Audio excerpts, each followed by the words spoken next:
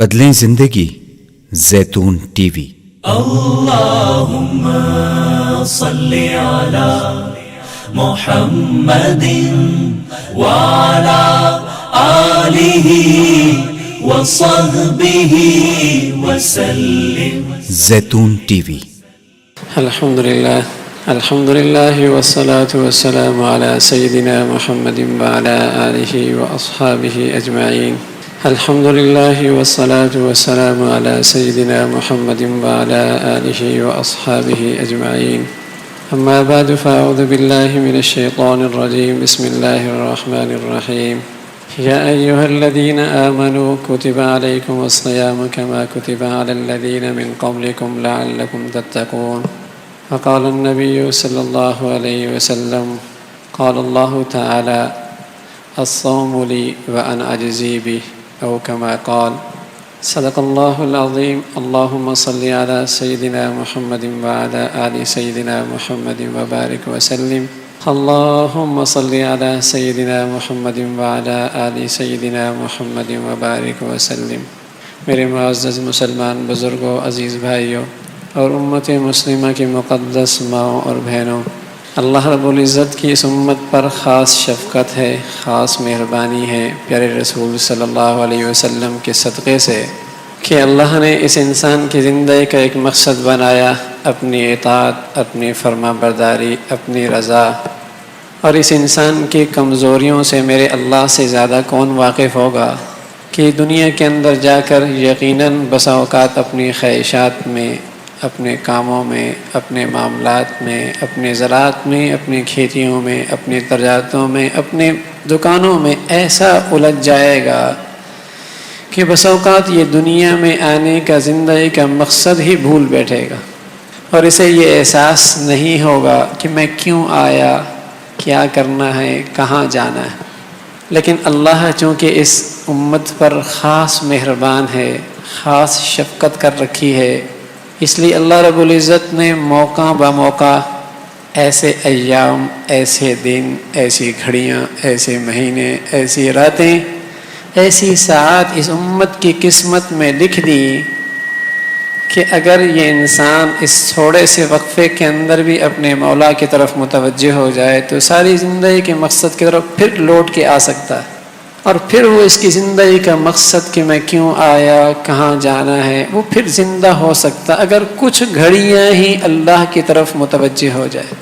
تو میرے دوستو، اسی کی خاطر اللہ نے یہ مبارک مہینہ اس امت کو عطا فرمایا، اور اس مبارک مہینے کے اندر اللہ کی رحمتیں اتنی برستی ہیں، اتنی برستی ہیں کہ واللہ العظیم انسان کے تصورات سے بھی زیادہ برستی ہیں۔ انسان ایک تصور کر لے کہ اتنی ہوں گی، اللہ کی رحمتیں اس سے بھی زیادہ ہوتی ہیں، اللہ کی طرف سے برسنے والی برکتیں اس سے زیادہ ہوگی۔ اس لیے پیارے رسول صلی اللہ علیہ وسلم اس مہمان مہینے کا انتظار کئی مہینے پہلے کرتے ہیں اور فرماتے ہیں اللہم بارک لی فی رجب و شعبان و بلغنا رمضان۔ اے اللہ مجھے عافیت کے ساتھ رمضان کا مبارک مہینہ عطا فرما دے۔ انہیں اللہ رب العزت نے ایسی بصیرت عطا فرمائی تھی کہ وہ اس مہینے کے بڑے ہی قدردان تھے کہ ایسا مبارک مہینہ آ رہا۔ الحمدللہ جو بھی صاحب ایمان ہے کسی نہ کسی قدر اس مہینے کی عظمت سے واقف ہے، اس مہینے کی برکات سے واقف ہے، اس مہینے کی رحمت اترنے والی رحمتوں سے کچھ نہ کچھ آشنا صاحب ایمان ضرور ہوتا ہے۔ اس لیے وہ اس مہینے کے اندر اپنی عبادات میں اضافہ کر لیتا ہے، نوافل میں اضافہ کر لیتا ہے، تلاوت میں اضافہ کر لیتا ہے، تسبیحات میں اضافہ کر لیتا ہے، دن بھر اللہ کے لیے روزہ رکھتا ہے، رات تراویحوں میں کھڑا ہو جاتا ہے۔ چونکہ رب کی رحمتیں برستی ہیں، اس لیے کمزور سے کمزور ایمان والا بھی جس کے لیے فرض نماز کے لیے مسجد میں آنا مشکل ہوتا تھا، وہ اس مبارک مہینے کی راتوں میں 20 تراویحوں کے لیے اللہ کے لیے کھڑا ہو جاتا ہے۔ جس کے لیے چند گھنٹے کے لیے اپنی خواہشات سے رکنا مشکل ہوتا ہے، وہ بھی صبح سے لے کر رات تک نہ کھاتا ہے، نہ پیتا ہے، نہ ازواجی زندگی کا حق ادا کرتا ہے اللہ کی خاطر۔ یہ اس خاص مہینے کے اندر رحمتوں کے اثرات ہر ایمان والا محسوس کرتا ہے۔ کہ ہر آدمی مسجد کی طرف کھینچا ہوا آ رہا ہے، ہر عورت مصلی پہ بیٹھنے کا اسے جی چاہ رہا ہے، قرآن کی تلاوت کا جی چاہ، یہ اللہ کی رحمتوں کے خاص اثرات ہیں جو ہر صاحب ایمان اپنی زندگی کے اندر محسوس کرنے لگتا ہے۔ لیکن میرے عزیزو کہ ٹھیک ہے نوافل پڑھنا بہت مبارک، تلاوت مبارک، اس انداز سے گزار وہ زندگی کا مقصد بدل جائے، میری زندگی کے اندر 100% تبدیلی آ جائے کہ میں کیوں پیدا ہوا، کہاں جانا ہے، میں اس دنیا کے اندر رہ کر میں نے کیا کرنا۔ اللہ یہ چاہتا ہے اس مبارک مہینے کے اندر لعلکم تتقون، تاکہ تمہیں تقوی کی دولت نصیب ہو جائے۔ یہ اس مہینے کی غرض و غایہ ہے، تقوی نصیب ہو، ایسی سروس ہو جائے، اللہ کی عظمت ایسی بیٹھ جائے، اللہ سے تعلق محبت کی بقیہ زندگی اس کی حیات، اس کی عبود الناس، اللہ سے ڈر سب سے بڑا عبادت گزار بن جائے گا۔ علماء نے اس حدیث کے بارے میں ایک عجیب بات لکھی ہے، فرمایا جو متقی آدمی ہوتا ہے، اللہ کے رسول نے فرمایا سب سے بڑا عبادت گزار۔ ایک آدمی 20 گھنٹے عبادت کرتا ہے، اسے عبود الناس نہیں فرمایا۔ ایک آدمی 23 گھنٹے عبادت کرتا ہے، اسے عبود الناس نہیں فرمایا۔ ایک آدمی عبادت میں لگا رہتا ہے، اسے عبود الناس نہیں فرمایا، لیکن تقوی والے کو فرمایا عبود الناس، سب سے بڑا عبادت گزار۔ علماء نے لکھا ہے وجہ یہ ہے کہ متقی آدمی در حقیقت ہر حال میں اللہ کی عبادت کرنے والا، 24 گھنٹے یہ اللہ کے لیے ذاکر ہوتا ہے، اللہ کا عابد ہوتا ہے، اللہ کا فرما بردار ہوتا ہے۔ پھر اس کا سونا بھی عبادت، اس کا جاگنا بھی عبادت، اس کا کھانا بھی عبادت، اس کا پینا بھی عبادت، اس کی تجارت بھی عبادت، اس کی ساری زندگی عبادت ہے۔ اتق اللہ تکن عابد الناس، انما يتقبل اللہ من المتقین، میں نیکیاں تو متقی لوگوں ہی کی قبول کرتا ہوں، اس لیے فرمایا سب سے بڑا عبادت گزار یہ ہے، سب سے بڑا ذاکر یہ ہے، سب سے بڑا عابد یہ ہے، سب سے بڑا اطاعت گزار یہ ہے کہ جس کی زندگی میں تقوی کی دولت آ جائے۔ اتق اللہ تکن عابد الناس، سب سے بڑا عبادت گزار۔ اس لیے اللہ کیا چاہتا ہے کہ تقوی مل جائے مسلم کو، مومن کو تقوی مل جائے، تاکہ اس کی زندگی کا مقصد حاصل ہو جائے کہ 24 گھنٹے مسلمان اللہ کا بن کے رہے، 24 گھنٹے اپنے رب کا بن کر رہے۔ غلام وہی اچھا کہلاتا ہے ہر وقت آقا کے حکم کے سامنے سر جھکا لیتا۔ تو متقی اللہ کی فرما برداری، قل ان صلاتی ونسکی ومحیاي ومماتی للہ رب، ٹھیک ہے نماز بڑی عبادت، قربانی بڑی عبادت، لیکن مومن کی مقصد یہ نہیں ہے۔ مقصد کیا ہے؟ محیاي ومماتی، میری زندگی اور موت بھی میرے مولا کے لیے، میری زندگی کی ہر ساتھ، ہر گھڑی، ہر آن اللہ کا میں فرما بردار۔ اس لیے فرما اتق اللہ تکن عابد الناس، متقی بن جا، سب سے بڑا عبادت گزار بن جائے گا۔ اور یہی وجہ ہے اللہ رب العزت نے اسی تقوی پر ساری بشارتوں کا تذکرہ فرمایا، ساری بشارتوں کا تذکرہ فرمایا۔ اگر اس دنیا کے اندر عافیت چاہتے ہو تو تقوی اختیار کرو، فَلَنُحْيِيَنَّهُ حَيَاةً طَيِّبَةً، بڑی پر لطف زندگی دے دوں گا۔ اگر زندگی کے اندر کسی مشکل میں گھر گئے ہو، آسانی چاہتے ہو، وَمَن يَتَّقِ اللَّهَ يَجْعَل لَّهُ مِنْ أَمْرِهِ يُسْرًا، متقی کی دولت، تقوی کی دولت لے لو، آسانیاں پیدا ہونے لگ جائیں گی۔ کسی مشکل کے اندر پھنس چکے ہو، امتحان، ہر طرف امتحان ہی امتحان، فرمایا تقوی لے لو، وَمَن يَتَّقِ اللَّهَ يَجْعَل لَّهُ مَخْرَجًا، تمہارے لیے اللہ کوئی نہ کوئی عافیت کی صورت ضرور نکال دے گا۔ رزق کی شکایت تمہاری زبانوں پہ آتی ہے، تنگ ہو رزق ہے، وَمَن يَتَّقِ اللَّهَ يَجْعَل لَّهُ مَخْرَجًا وَيَرْزُقْهُ مِنْ حَيْثُ لَا يَحْتَسِبُ، تقوی اختیار کر لو، اللہ برکتوں کے دروازے کھول دے گا۔ وَلَوْ أَنَّ أَهْلَ الْقُرَىٰ آمَنُوا وَاتَّقَوْا لَفَتَحْنَا عَلَيْهِمْ بَرَكَاتٍ مِّنَ السَّمَاءِ وَالْأَرْضِ، اللہ زمین و آسمان کی برکتیں تمہارے لیے کھول دے گا۔ تقوی اختیار کر لو، اللہ رب العزت جہنم سے برات کا سرٹیفکیٹ دے دے گا۔ وَسَيُجَنَّبُهَا الْأَتْقَى، ہم متقی آدمی کو اس سے بچا دیں گے۔ یہ ساری نعمتیں اور اس سے بڑھ کر تقوی اختیار کر لو، اللہ سر پر اپنی دوستی کا تاج سجا دے گا۔ ان اولیاؤہ الا المتقون، ارے تم اللہ کے دوست بن جاؤ گے، اللہ کے دوست بن جاؤ گے۔ تو اللہ یہ چاہتا ہے اس مبارک مہینے کے اندر کہ میرے ہر بندے کو یہ دولت مل جائے کہ یہ متقی بن جائے.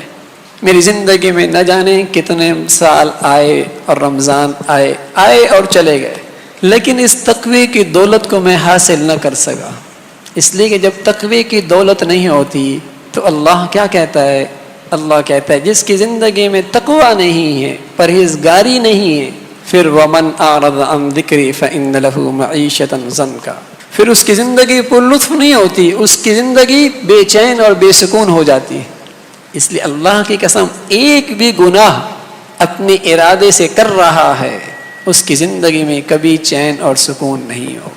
کو گناہ کر کے سکون تلاش کرے ایسا ہے جیسے کانٹوں پہ بستر لگا کر کہے کہ مجھے آرام کی نیند آ جائے، تپتی آگ کے سامنے بستر بچھا کر چاہے کہ مجھے آرام مل جائے، بدبودار جگہ پر چاہے کہ مجھے نیند آرام کی آ جائے. اللہ کی قسم گناہ کر کے کوئی آدمی یوں کہے کہ مجھے سکون مل جائے، وہ ایسا ہی نادان ہے جیسے وہاں کوئی آدمی تصور یوں کر. ممکن نہیں ہے. وَمَنْ أَعْرَضَ عَنْ ذِكْرِي فَإِنَّ لَهُ مَعِيشَةً ضَنْكًا، ہم اس کی زندگی تلخ کر دیں گے. کبھی اپنوں کا خوف، کبھی بیگانوں کا خوف، کبھی مال کے لٹنے کا خوف، کبھی مال کے جانے کا خوف، مستقبل کی کبھی فکر، کبھی حال کی پریشانی. وَمَنْ أَعْرَضَ عَنْ ذِكْرِي فَإِنَّ لَهُ مَعِيشَةً ضَنْكًا. جو تقوی کی دولت سے محروم ہے، رسول کریم صلی اللہ علیہ وسلم نے فرمایا اللہ کی لعنت برستی ہے اس پر.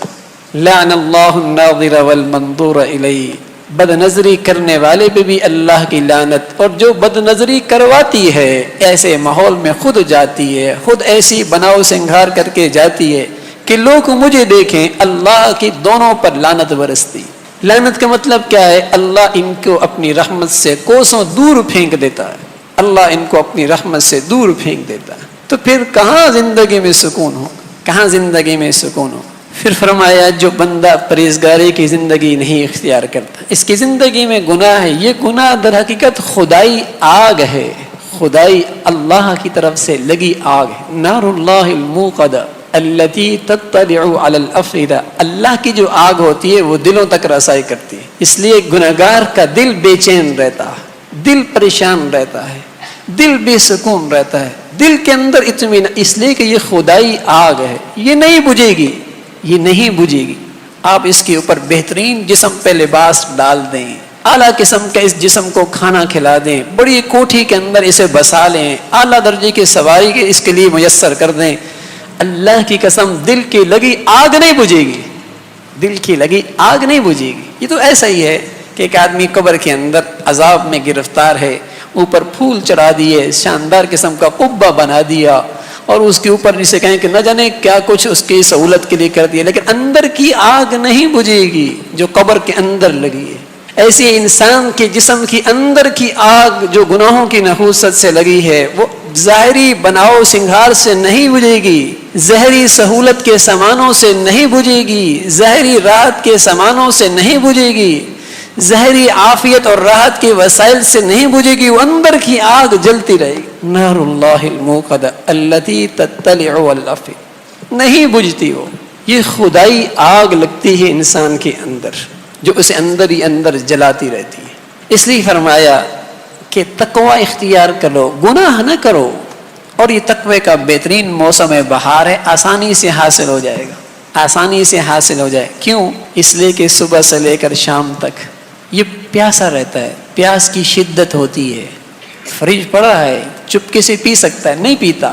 چپکے سے کھانا کھا سکتا ہے، نہیں کھاتا. کیوں؟ اللہ دیکھ رہا. تو بڑا اچھا موسم ہے تقوی حاصل کرنے کا کہ ساری زندگی ایسی ہو جائے کہ میرا اللہ دیکھ رہا ہے، میں کیوں آنکھ غلط استعمال کروں، میں کیوں زبان غلط استعمال کروں، میں کیوں کان غلط استعمال کروں، میں کیوں ہاتھ غلط استعمال کروں، میں پیٹ کے اندر کیوں لقمہ حرام ڈالوں. ارے اللہ دیکھ رہا ہے، یہ موسم بہار ہے اس کے لیے.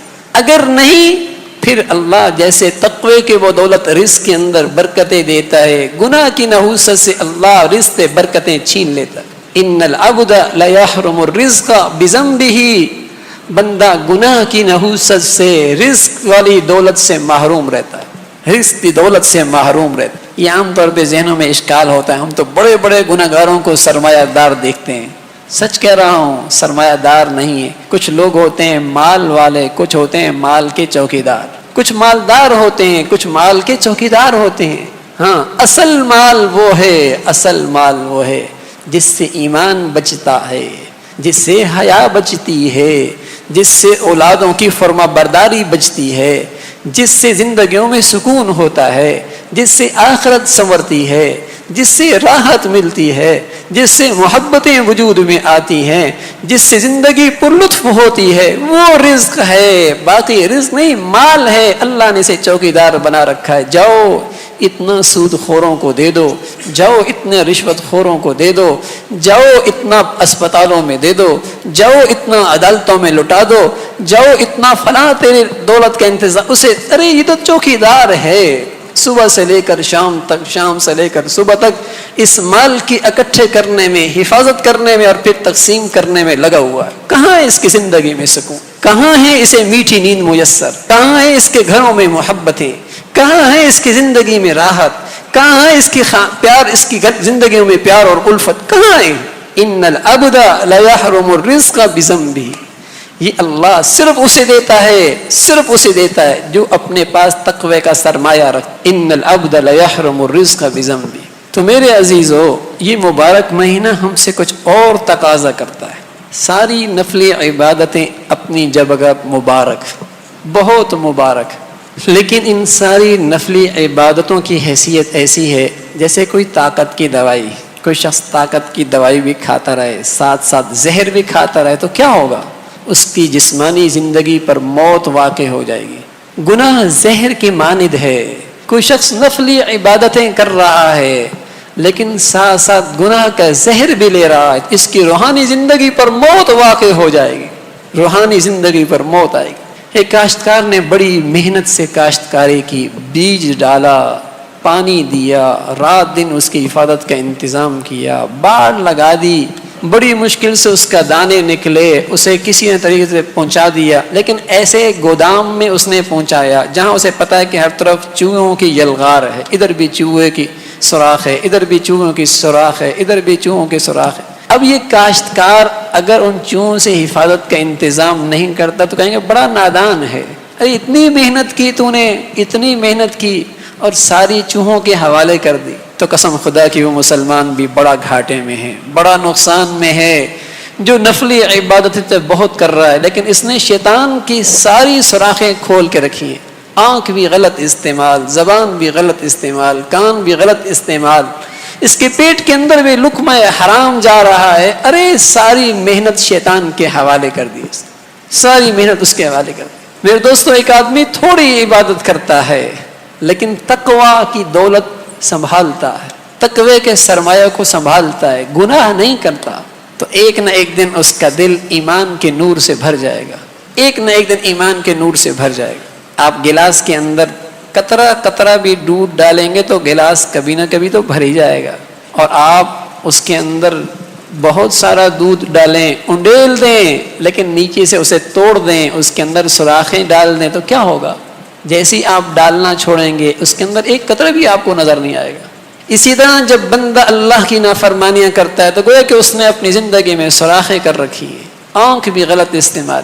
ہمارے ایک بزرگ گزرے ہیں رضی الدین صاحب رحمۃ اللہ علیہ، وہ فرمایا کرتے تھے کہ ایک آدمی 1 مہینے تک کسی کمرے میں بیٹھ کر اللہ اللہ کرے، اس پر جو نور ملتا ہے، ایک دن اگر ٹی وی دیکھے گا تو وہ سارا نور ظلمت میں بدل جائے گا.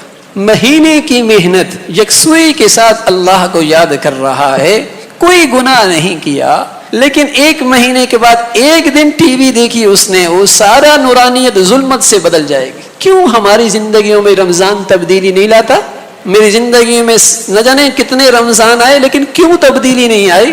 کیوں میرے معاملات نہیں بدلے؟ کیوں میرے اخلاق نہیں بدلے؟ کیوں میری معاشرت نہیں بدلی؟ کیوں میرے گھر کا ماحول نہیں بدلا؟ کیوں میرا زندگی کے سلسلے نہیں بدلے؟ اس لیے کہ رمضان آیا اور گزر گیا، آیا اور گزر گیا. میں اپنے گناہوں میں پکا رہا، جو میری زندگی میں گناہ ہیں وہ ہیں.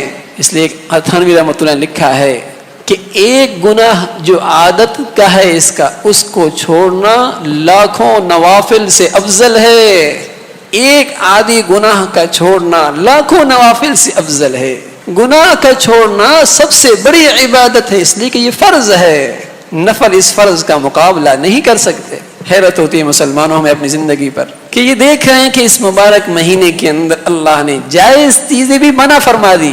کھانا جائز تھا، منع فرما دیا. پینا جائز تھا، منع فرما دیا. اپنی بیوی کا حق ادا کرنا جائز تھا، منع کر دیا. جائز چیزیں منع کر دی، اور جو پہلے سے حرام ہیں ان کا ارتکاب کرنا کتنے اللہ کے غضب کو دعوت دینے والی بات ہے. اس مبارک مہینے کی کتنی ناقدری ہے، اپنے آپ کو کتنا محروم کرنے والی بات ہے کہ جو پہلے سے حرام ہے آج پھر ان کا ارتکاب کر رہا. اس لیے میرے دوستو، جہاں یہ مبارک مہینہ عبادت کے لیے ہے، وہاں سب سے بڑی بات اس مبارک مہینے کے اندر تقوی کی دولت حاصل کرنی.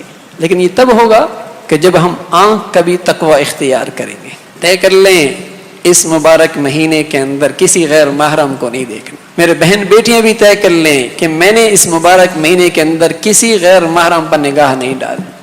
بند کر دیں ان گناہوں کے آلات کو. خدا رہا بند کر کے دیکھیں پھر اس مبارک مہینے کی برکات.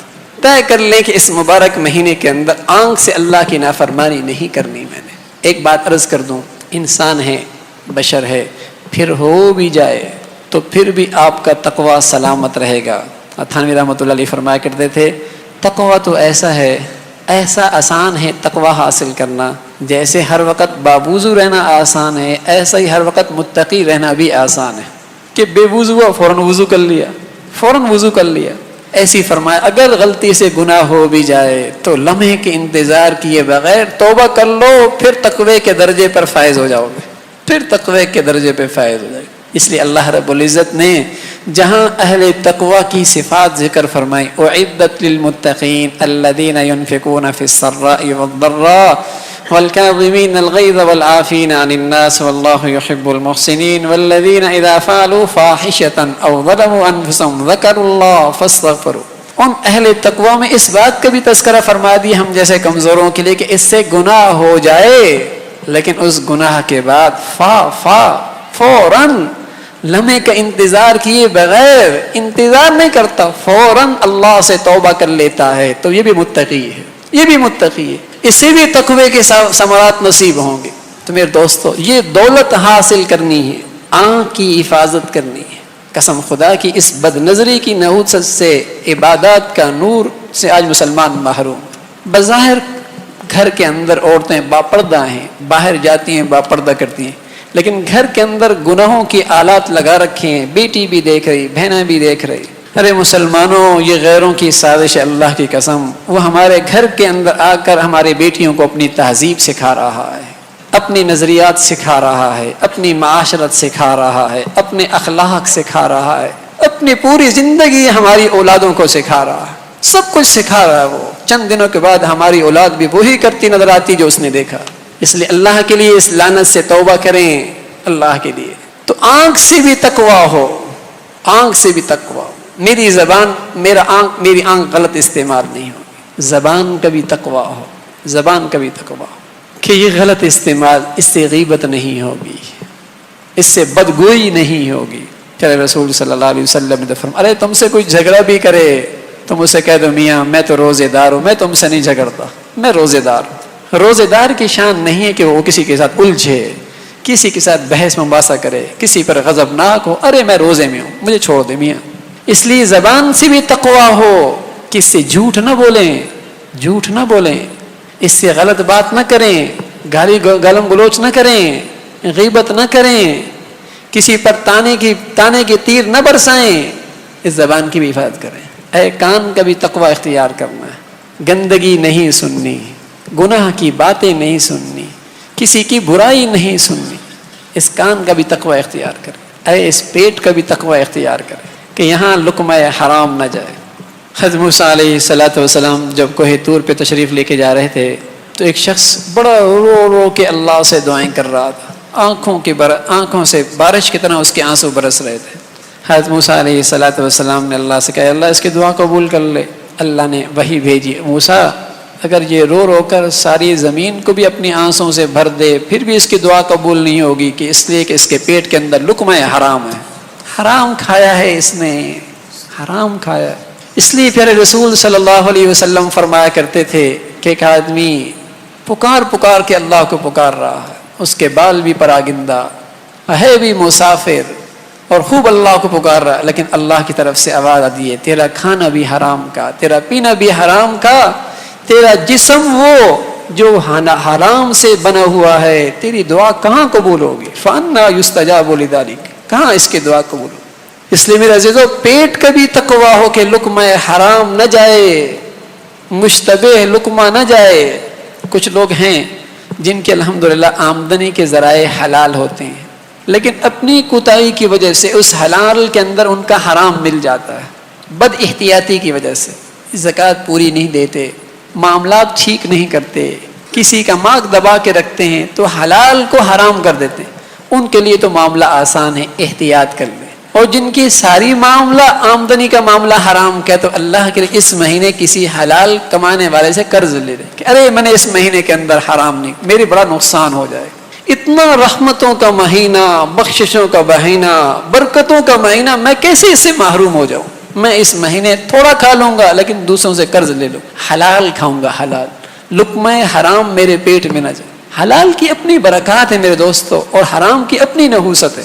دیوبند کی بستی کے اندر قاری طیب صاحب رحمۃ اللہ نے لکھا کہ ایک بزرگ رہا کرتے تھے، شاہ عبداللہ جی.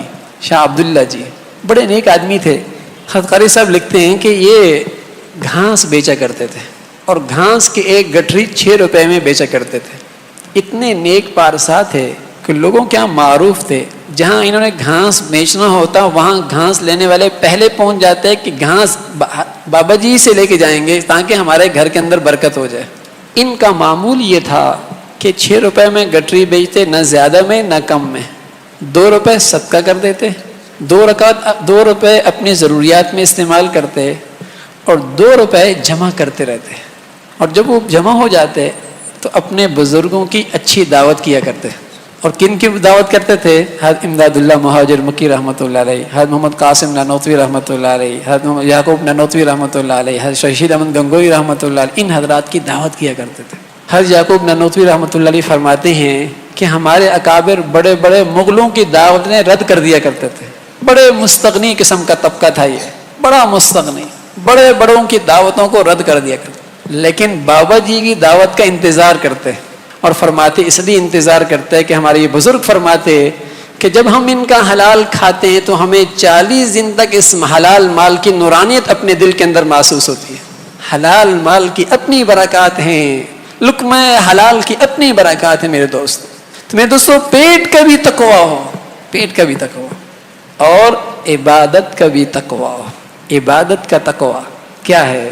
کہ یہ روزہ رواجی نہ ہو کہ نہ رکھوں گا تو لوگ کیا کہیں گے، نہ رکھوں گا تو لوگ کیا کہیں گے. سب افطاری کریں گے، میں نہیں کروں گا تو کیا کہیں گے لوگ. سب سحری کر رہے ہوں گے، میں نہیں کروں گا تو کیا کریں. ارے یہ رواجی روزہ ہے، اور ایک اللہ کے لیے خالص تقوی کے ساتھ میں اللہ کو راضی کرنے کے لیے رکھ رہا ہوں، لوگوں کے لیے نہیں، اللہ کے لیے. عبادت کے اندر بھی تقوی ہو کہ اللہ کو راضی کرنے کے لیے میں رکھ رہا ہوں. بس قسم خدا کی ان تقووں کی رعایت رکھیں گے، پھر دیکھیں اللہ تقوی کی دولت دے گا، پھر تقوی کی وہ دولت ملے گی. اس لیے رسول کریم صلی اللہ علیہ وسلم نے فرمایا جس کا یہ 1 مہینہ صحیح گزر گیا اس کے بقیہ 11 مہینے صحیح گزریں گے. 11 مہینے صحیح گزریں. ہوتا کیا میرے دوستو، کچھ چھوٹی موٹی عبادت تو ہم کر لیتے ہیں، ہاں، لیکن گناہوں سے نہیں بچتے. تقوی نہیں ہے ہمارے جسم کا، جس کا نتیجہ ہے کہ مہینہ ختم ہوتی ہی ہماری زندگی کی وہی ترتیب ہوتی ہے جو پہلے ہوتی ہے. کوئی فرق محسوس نہیں ہو کہ یہ مسلمان رمضان سے ہو کے آیا ہے، اس کی پورے مہینے میں تربیت ہوئی ہے. ارے یہ سروس کرا کے آیا ہے، کچھ تو فرق ہونا چاہیے. اس کے چہرے پہ خوبصورت داڑھی آ گئی، ہاں، اس بیٹی کے دل کے اندر شرعی پردہ آ گیا، اس کے گھر سے گناہوں کے آلات ختم ہو گئے، اس نے اپنا معاملات بدل دیے، اس نے اپنی زندگی کی ارے واقعی اس نے مبارک مہینہ پایا ہے. مانا ہم نے واقعی اس نے مبارک مہینہ پایا کہ زندگی کی ترتیب واقعی بدل گئی، کہ اللہ رب العزت کی خاص رحمتیں اس کی طرف متوجہ تھیں، اس کی قدردانی کر. اللہ کی قسم، اللہ تو بہانے ڈھونڈتا ہے اس مہینے کے اندر دینے کے، بہانے ڈھونڈ. لیکن شرط ہے اگر رحمت کی بارش برس رہی ہو، زمین ہی بنجر ہو، زمین ہی بنجر ہو، گناہوں کی نحوست سے زمین ہی سخت ہو چکی ہو، گناہوں کی نحوست سے اس کے اندر داغ ہی داغ ہوں، یا اس سے بڑھ کر ان گناہوں کی نحوستوں سے گناہوں کی کراہت ہی ختم ہو گئی ہو، گناہوں کی بدبو ہی ختم ہو گئی ہو، تو پھر رحمت کی بارش بھی آتی رہے، میرا دل اس قابل نہیں کہ ان انوارات کو قبول کر سکے، اس رحمت کو قبول کر سکے۔ ایک وقت آتا ہے کہ گناہوں کی نحوستوں سے دل سیاہ ہو جاتا ہے، اچھائی برائی کی تمیز ختم ہو جاتی ہے۔ پھر ایک وقت آتا ہے کہ گناہ کے اندر ایک کراہت لکھ رکھی ہے اللہ نے، جیسے گندگی کے اندر کراہت ہے، بدبو ہے، کڑواہٹ ہے، ایسے گناہوں کے اندر کڑواہٹ ہے، لیکن ایک وقت ہوتا ہے یہ کڑواہٹ مٹھاس میں تبدیل ہو جاتی ہے۔ یہ نہیں کہ کڑواہٹ ختم ہو گئی، نہیں، اس کا مزاج اتنا بگڑ گیا ہے۔ جیسے پہلے زمانے کے اندر کسی کو زہر چڑھ جاتا سانپ کا تو اسے نیم کے پتے کھلائے جاتے، اور اگر اسے نیم کے پتے میٹھے لگتے تو کہا جاتا ہے کہ اسے زہر چڑھا ہوا ہے، اور وہ نیم کے پتے ایسا کھاتا ہے جیسے کہ حلوہ کھایا جاتا ہے، آئس کریم کھائی جاتی ہے، بہت مزے مزے سے کھاتا۔ یہ نہیں کہ نیم کے پتے میٹھے ہو گئے، اس کا مزاج بدل گیا ہے کہ اسے زہر چڑھی ہوئی ہے، جس کی نحوست سے آج اسے نیم کے پتے بھی میٹھے لگ رہے ہیں۔ اللہ کی قسم، جب گناہوں کی زہر چڑھتی ہے پھر گناہ بھی میٹھے لگنے لگتے، گناہوں کے اندر بھی مزہ آنے لگتا ہے، لطف آنے لگتا ہے، اور جیسے جیسے یہ سانپ کی زہر اترتی تو نیم کے پتوں کی کرواہٹ اپنی اصلی حالت پہ آنا شروع ہو جاتی، اور جب بالکل اتر جاتا تو پھر کھائے نہیں جاتے، کہا جاتا نیم کے پتے اب اس کی زہر اتر گئی ہے۔ اسی طرح میرے دوستو، اگر اللہ اپنی محبت، اپنا تعلق، اپنا پیار، اپنی ایمان کی دولت، تقوی کی دولت نصیب فرما دے، اللہ کی قسم گناہوں میں کرواہٹ محسوس ہوگی، گناہوں کے اندر گندگی کا احساس ہونے لگ جائے گا۔ احساس، یہی تو وجہ ہے کہ جب مسلمان سے گناہ کسی بشری تقاضے کی وجہ سے ہو، اس کی کرواہٹ اتنی ہوتی ہے، اس کی بے چینی اتنی ہوتی ہے کہ جب تک توبہ نہیں کرتا اسے چین نہیں آتا، اس کی کرواہٹ اسے پریشان کرتی ہے، چین نہیں لینے دیتی۔ اس لیے میرے دوستو، اس مبارک مہینے کے اندر تقوی کی دولت حاصل کرنی ہے کہ یہ چیز ہمیں نصیب ہو جائے، یہ چیز نصیب ہو۔ احتیاط بھری زندگی، احتیاط بھری زندگی، ابھی سے تیاری کر لیں۔ ہاں، اور سوچیں، جیسے پیارے رسول صلی اللہ علیہ وسلم کے بعد ایک شخص آیا، کہا یا رسول اللہ اوصنی و اوجز، مجھے کوئی نصیحت فرمائیں، اور ایسی نصیحتوں کے ہو بھی مختصر۔ تو حضور علیہ الصلوۃ والسلام نے ارشاد فرمایا اذا قمت فی صلاتک فصلی صلاۃ مودعین، جب نماز پڑھو تو ایسی پڑھو جیسے تمہاری زندگی کی آخری نماز ہو، ایسی نماز پڑھو۔ سبحان اللہ، نماز تو دن میں 5 مرتبہ آتی ہے، اور یہ مبارک مہینہ تو سال میں 1 مرتبہ آتا ہے۔ میرے دوستو، نہ جانے اگلا سال نصیب ہو یا نہ ہو۔ کتنے ہیں جنہیں ہم جانتے ہیں اور پچھلے سال وہ موجود تھے، آج دنیا میں موجود نہیں ہے، کتنے ہیں؟ تو میرے دوستو، اس انداز سے یہ مبارک مہینہ گزاریں کہ ایسی تربیت ہو جائے، ایسی تربیت ہو جائے، اگر رب بلا لے تو اللہ کو منہ دکھا سکیں، اپنی نبی کو منہ دکھا سکیں، ایسا یہ مبارک مہینہ گزرے۔ اللہ نے موقع دیا میرے دوستو، اللہ کی طرف سے نعمت ہے، اللہ کی طرف سے یہ مبارک مہینہ عطا ہے اللہ کی طرف سے، اس لیے اس کی ہم قدر دانی کر لیں، کوشش کریں کوئی لمحہ اس کا ضائع نہ ہو۔ جیسے گناہوں سے بچنا ہے، ایسی ہر وقت عبادت کے اندر لگنا ہے۔ کوشش فرمائیں اپنی مشغولیت تھوڑی محدود کر دیں، جیسے کہتے ہیں نا یہ سیزن کا مہینہ ہے، ہاں قسم خدا کی یہ مومن کے نیکیوں کے سیزن کا مہینہ ہے۔ غلط روایت پڑی ہے کہ یہ لوٹنے کا مہینہ ہے، نہیں، یہ ہمدردی کا مہینہ ہے، یہ غمخواری کا مہینہ ہے، یہ ایثار کا مہینہ ہے، یہ نیکیوں کے سیزن کا مہینہ ہے۔ ہاں، یہ نیکیوں کا سیزن کا مہینہ ہے، ہمدردی کا مہینہ، غمخواری کا مہینہ۔ اس لیے کوشش فرمائیں اپنی مصروفیت جتنی محدود کر سکتے ہیں محدود کریں، اور زیادہ وقت عبادت میں گزرے، مسجدوں میں گزرے۔ عورتیں اپنے گھروں کے اندر جگہ متعین کر دیں جہاں وہ خاص جگہ پر بیٹھ کے عبادت کیا کریں، تلاوت کیا کریں، اذکار کیا کریں، مصلی کو وہ بھی پکڑ لیں۔ جیسے مرد مسجد میں آتے ہیں، عورتیں بھی اپنے لیے جائے نماز کی جگہ مقرر کر لیں، جیسی کام سے فارغ ہوئی وہاں جا کے بیٹھ کے اللہ کی عبادت میں لگ گئے۔ تو زیادہ اوقات عبادت میں گزاریں، زیادہ اوقات عبادت میں۔ ہمارے بزرگ شیخ الحدیث رحمۃ اللہ علیہ، مولانا زکریا رحمۃ اللہ علیہ، اللہ اکبر، اب تو ہم جیسوں کو یقین بھی نہیں آتا، فرمایا کرتے تھے اللہ کا احسان ہے، فضل ہے کہ میری زندگی کے 40 سال ایسے گزرے کہ ہر رمضان کے اندر میں نے 30 قرآن ختم کیے۔ زندگی کے 40 سال ہر رمضان یوں گزرا کہ میں نے 30 قرآن ختم کیے، روزانہ ایک قرآن فرمایا کرتے تھے۔ میں احتیاطاً زیادہ پڑھتا کہ اگر 29 کا چاند ہوا تو میرے 30 کی گنتی پوری ہو جائے۔ زندگی کے 40 سال، یہ میں تبع تابعین کے واقعات، تابعین کے واقعات، یہ 80 کی عمر کی بات کہہ رہے، 20 سال پہلے کی بات ہمارے بزرگ گزرے۔ آج بھی ایسے ہیں جو ان مہینوں کی قدردانی کرتے ہیں۔